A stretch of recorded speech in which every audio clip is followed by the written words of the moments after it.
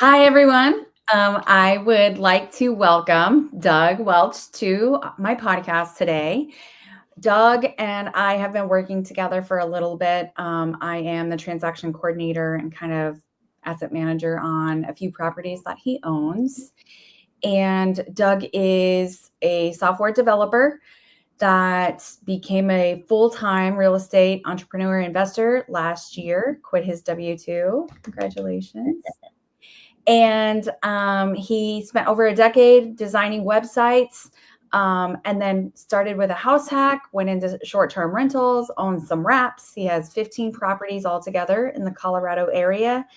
And he is here to educate us how he leverages his business credit in order to maximize his lines of credit and getting 0% interest credit cards. So, Doug, thanks for coming. And yeah, take it away. Yeah, thanks, Amanda.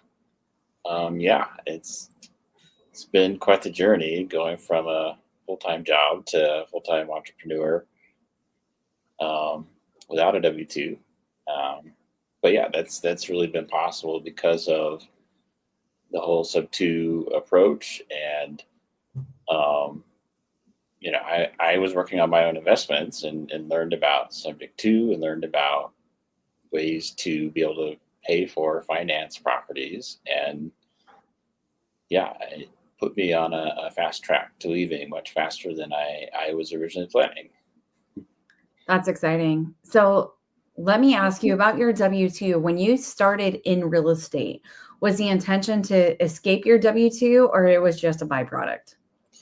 Oh boy, it took me a couple years to come around to going from just like casually getting a few rentals, like a rental every couple years, to like every year, to like multiple in a year. So there was definitely some progression. I thought it was going to be a long term thing, but I realized that it can be done a lot faster. That's very exciting. Mhm. And you house hacked. So how was house hacking for you? And can you explain house hacking quickly for those that might not know what that is? Okay. Yeah, house hacking. I mean, it could take several different forms. The basic idea is that you buy a house, do some upgrades, you live there, and you rent it out. Some folks, they'll rent it out to long-term renters. They'll split it up and have like an ADU and do short-term rental with it. But the basic idea is the same: is that you live there and you rent it out. And if you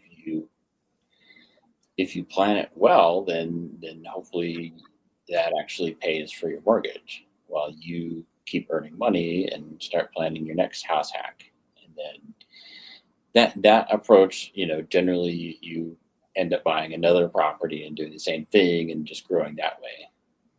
When it's your primary residence and you're buying in a traditional market, you can get in with a better interest rate and a lower down payment. That was back when you could buy a house and turn around and rent it for a profit, though. Yes. Very few markets can you still do that. Yeah, yeah. The real estate game has changed arguably quite a bit just in the last 5 years. Absolutely. I agree. Especially you're in the Colorado market and that the appreciation of the prices of the homes is astronomical. And I live in the Florida market and it's very similar that your rental rates don't even cover what your mortgages are right now.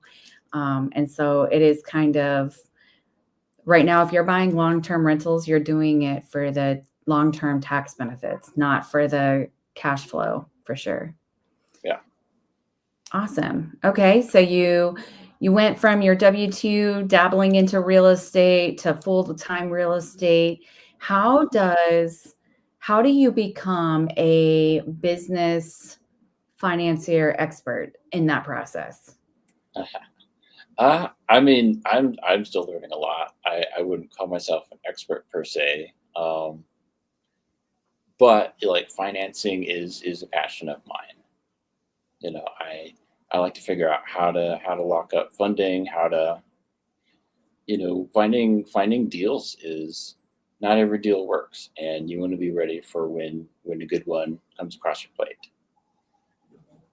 And yeah, I've managed to buy a few houses on my own, and a lot of people are like, "Well, how do you pull that off?" And before it was just having a software job and timing, doing the best I can with buying at a good time in a good place. But yeah, subject to has really changed a lot of that too. There's a lot more opportunities, but at least in Colorado, those can be more expensive too, depending on what part of the state you're in. Absolutely.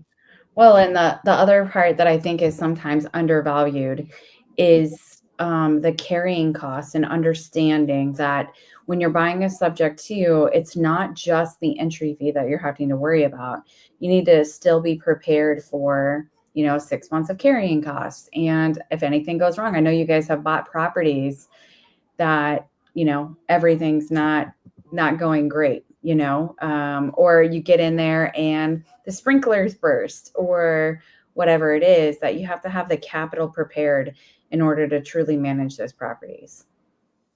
Yeah, we generally go in planning. It takes us an average of about 2 to 3 months to do a wrap.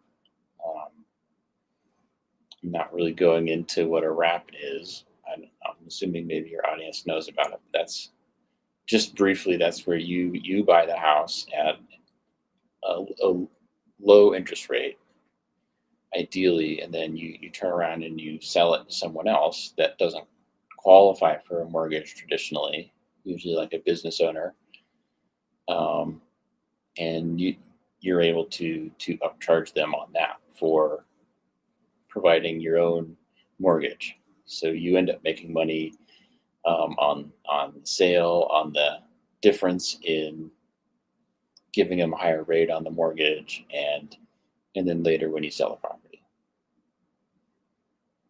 Yes, absolutely, one of my favorite exit strategies.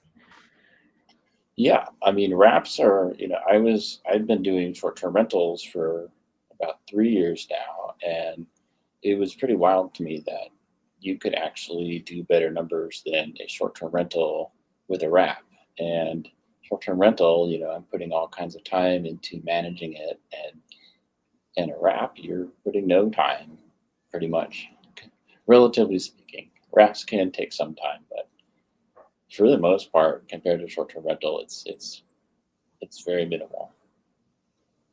And it's rewarding because you're working with that end buyer that would not have that opportunity usually elsewhere.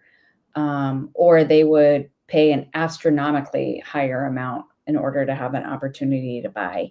And so I think that just the clientele that you're dealing with for your end buyers is just that in itself makes it worth it. 100%. And you're also helping someone else out. You're buying a house they're in a difficult position.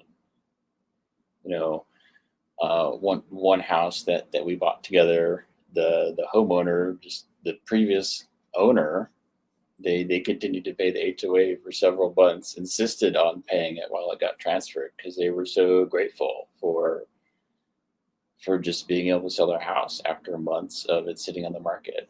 Um, a family that we sold a house to, we did a lease option, um, which puts them in a place to buy it. They rent for a couple of years first. I also like those. But yeah, they had 3 kids, and they were in a 2 bedroom house before, 2 bedroom apartment, and they said, we didn't think this dream would be possible, and here we are. They're in a 4 bedroom house. Each of their kids has a bedroom, and the youngest kid personally came up and thanked me as best as he could. He's like 4 years old, and he's just telling me how excited he is to have his own That's incredible. That's incredible. room. I Yeah, didn't know that. That's awesome. I mean, it's a big deal to growing up, I remember sharing a room with my siblings. So Yes, we have the big family life going on over here. And just the additional space or like what that probably meant for those that for that family in particular. So I love that. That's awesome.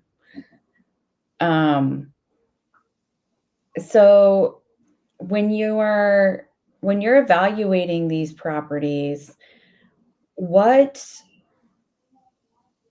what are you looking for? Like if someone wanted to bring you deals, or what is your ideal goal in getting properties?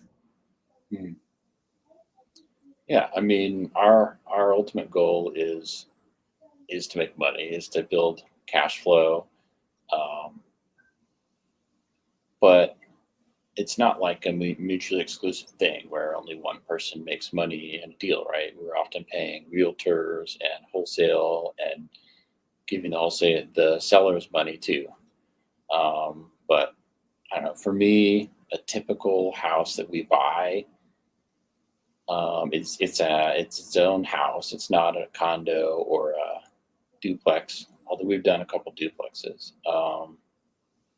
Generally, it's just a house with 3 bedrooms, 2 bathrooms, or more. Um,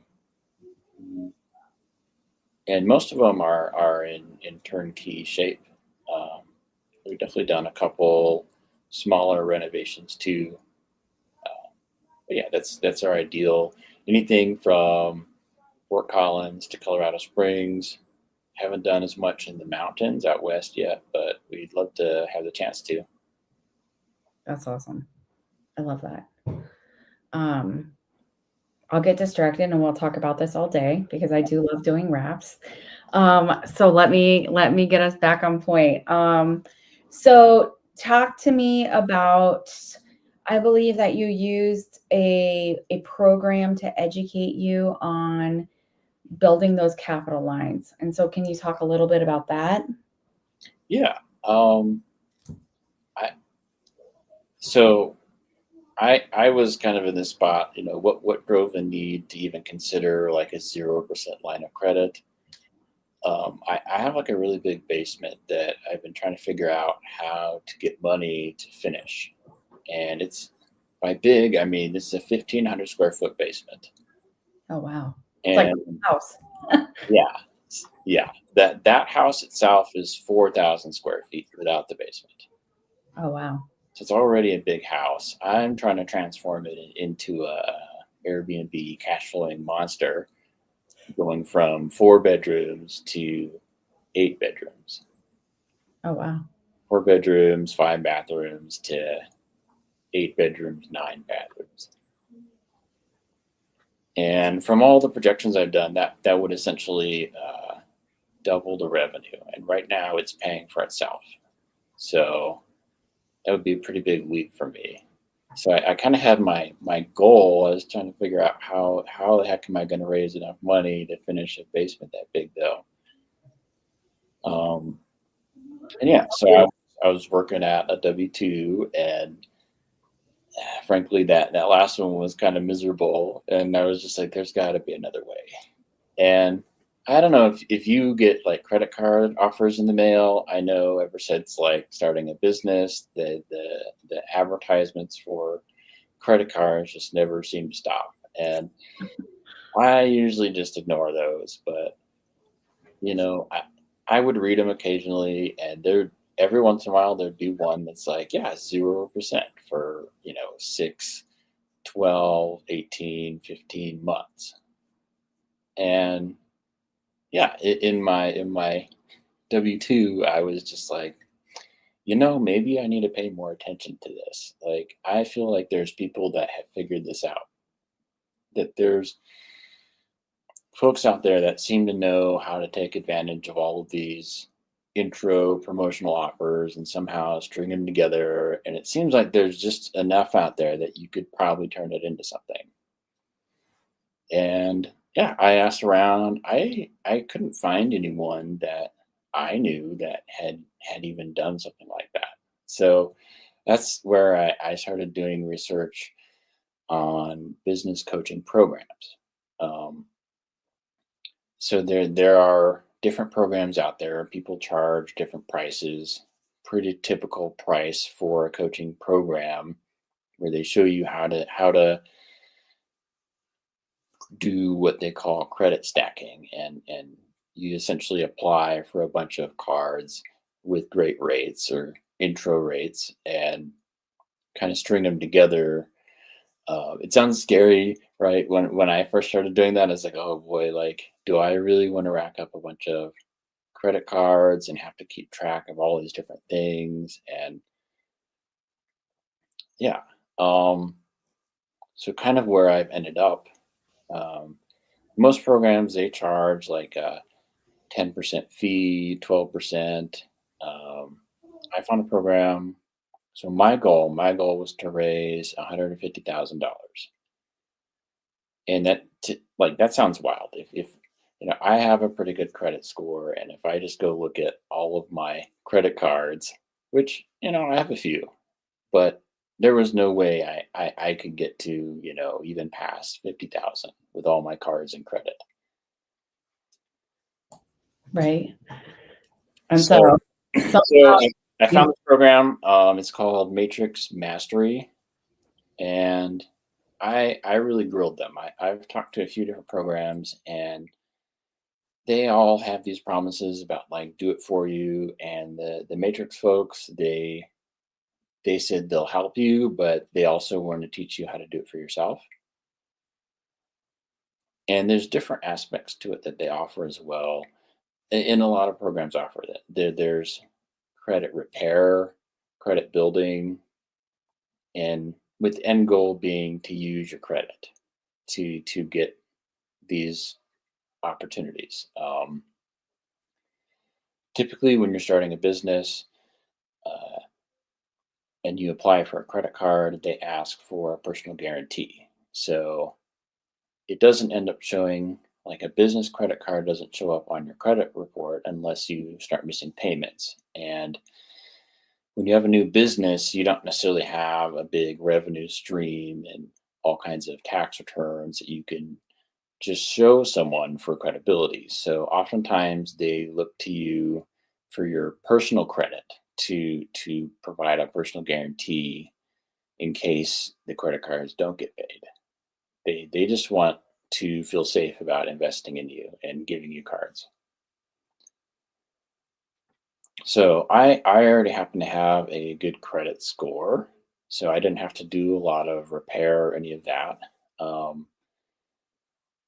but they have a lot of really interesting tricks and tools for getting your credit maximized, and um, they also bring different relationships to the table. So I ended up getting connected directly with several different bankers and programs, and doing Zoom calls explaining my business to key individuals. So there's more than just like, oh, apply here and apply there and make sure your credit score is good. There's a lot of strategy involved. Um, so yeah, I mean, my philosophy is when you don't know something, then you know, educate yourself, find people who know it, and you know, sometimes spending money gets you there faster too. Well, absolutely. When you pay experts to help you along the way, that they've already got those tools and those things. And I love that Matrix Mastery taught you how to fish and didn't just give you fish, so you can just repeat that cycle with other businesses. So that's pretty awesome. Mhm. When you were looking at Matrix Mastery, what were you looking for out of a program? Like what in your opinion, what qualified as a good program? Hmm. Um, I was looking for like a long-term relationship.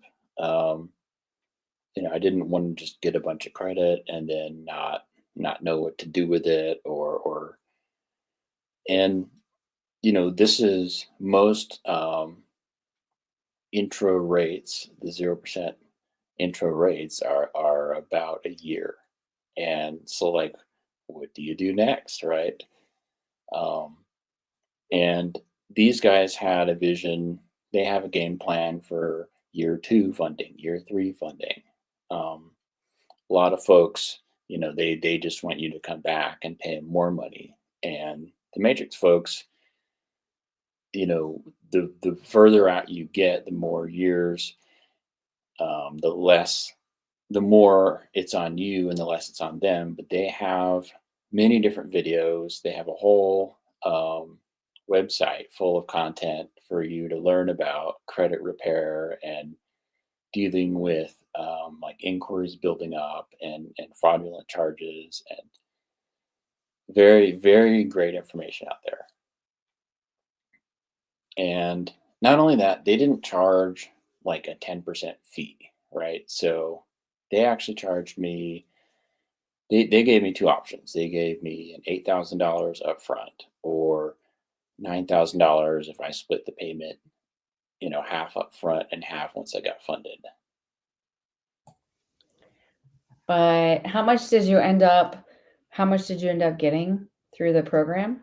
So I got about 150,000, um, and I got it on a total of three cards. And so all of that with less than 10% payment um, to get there, and that skill set that you're going to be able to just wash and repeat as often as you need to responsibly.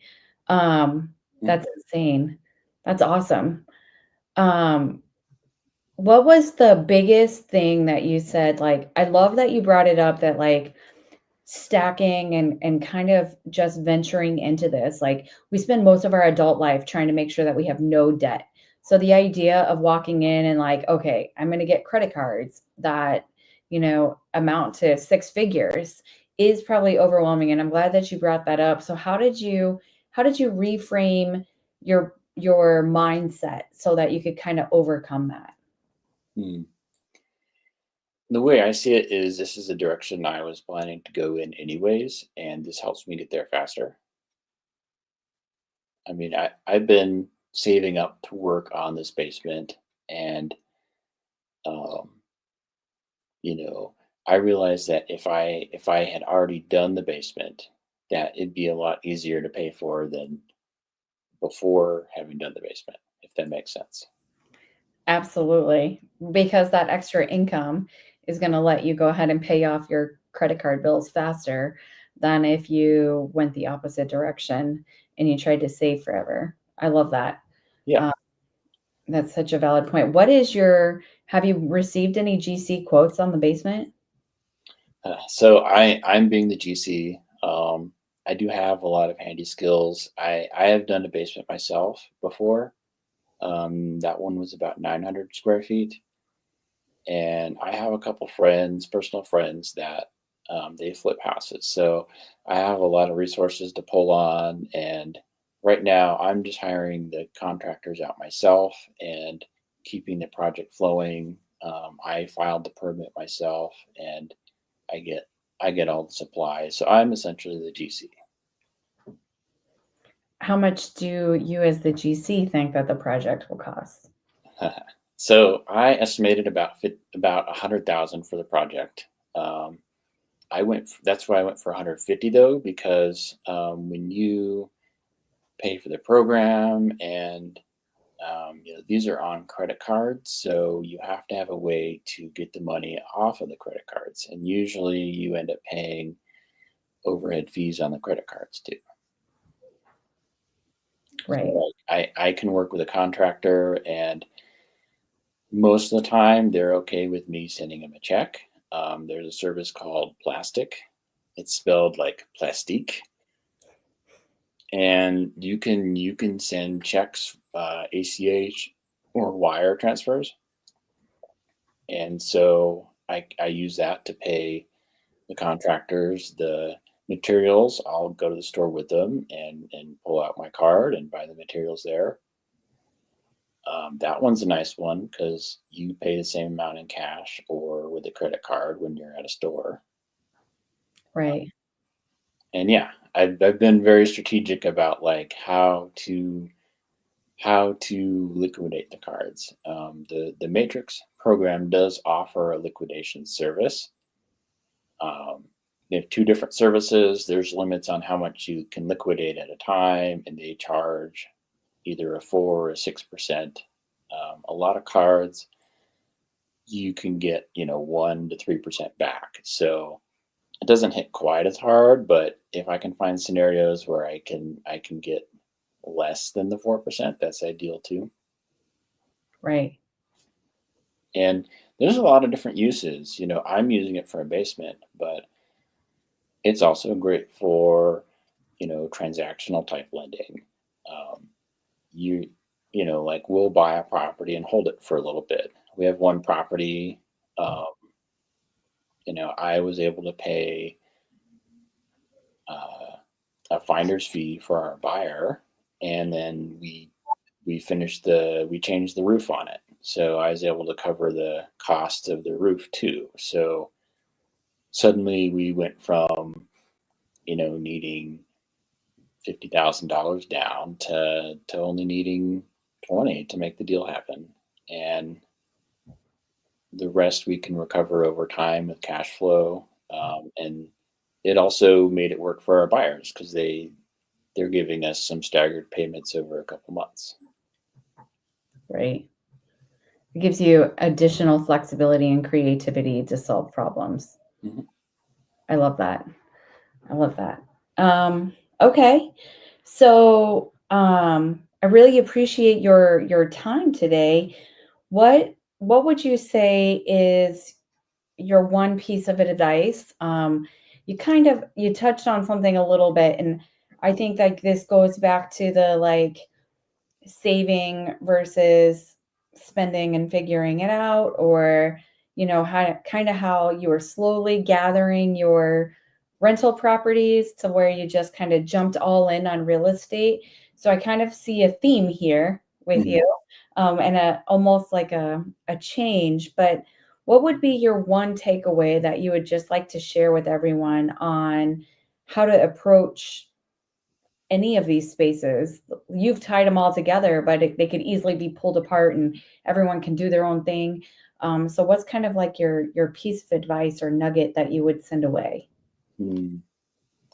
I think a really big um, mindset change for me just through this whole process has been like, I've been worried about how do I find the money, or how do I, and I see a lot of people posting, on the creative real estate groups, oh, I just need money. And um, for me, a big mindset change was just thinking about college. Like I went to college, I took out a big loan, and I didn't know how I was going to pay it back. I just assumed with the education I got, I would get some kind of job and I'd be able to pay it back. And if you're willing to take out a loan for college and get an education, like how is that much different than getting a loan for learning and investing in real estate? That's so solid. And it's so true. It's funny how like I'm in the same boat as far as education goes, and so it's funny how like we gamble on ourselves at that point, right? But then anything else, and we kind of become a little bit skittish. So that's really solid. What a great analogy. Okay, so if anyone has amazing Colorado properties, or if they wanted to reach out to you to learn more, maybe get some guidance on using Matrix Mastery or just your feedback on that program, what is the best way that they can get a hold of you? Yeah. So I have my Instagram handle on here. It's the Doug Life. Couldn't get the because someone else beat me to it. And uh, another great way to reach me is our website, which is simplestarthomes.com, I love that. or just talk to Amanda. I'll give you a referral link as well. so we can both benefit from getting folks into Matrix program. Fantastic. Yes, and I'll be happy to connect anybody. So that's awesome. Well, thank you so much for your time today. And I wish you luck in finishing your basement, and hopefully it comes in under cost. Thank you.